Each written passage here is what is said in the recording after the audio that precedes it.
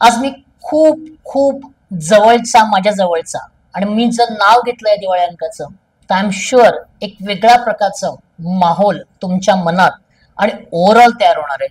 आणि अंकाचं नाव आहे छात्र प्रबोधन.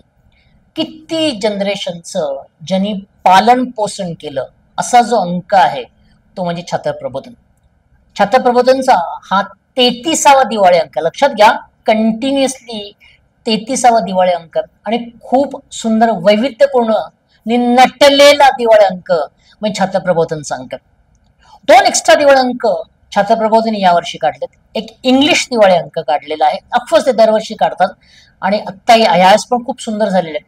आणि दुसरा ग्रामीण विभागाच्या मुलांसाठी स्पेशल सुबोध नावाचा दिवाळी अंक ते दरवर्षी काढतात. एक ऑर्गनाइज आणि प्रॉपर स्ट्रक्चरल सिस्टम म्हणजे छात्र प्रबोधन. काय स्पेशल आहे हो या दिवाळी अंकामध्ये?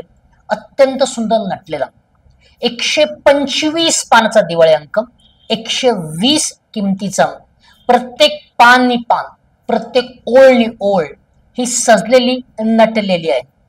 तसं दिवाळीमध्ये आपण फराळ एक्सचेंज करतो, त्याचप्रमाणे साहित्याचा विचार या दिवाळी अंकामध्ये एक्सचेंज झालेला आहे.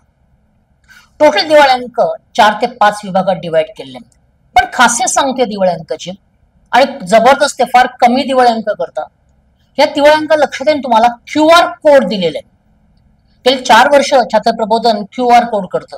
म्हणजे एक 1+1, आजकाल 1+1चा जमाना आहे, असे एक अंक चक्क आपल्याला फ्री मिळतो. कथा, कविता फक्त स्कॅन करायचं तुमच्या मोबाईलवरती, तुम्हाला एक वेगळ्या प्रकारचा ऑडिओ व्हिज्युअल इम्पॅक्ट हा जबरदस्त या दिवाळी अंकामध्ये मिळणार आहे. 4 कॅटेगरीमध्ये दिवाळी अंक डिवाइड झालेले आहेत.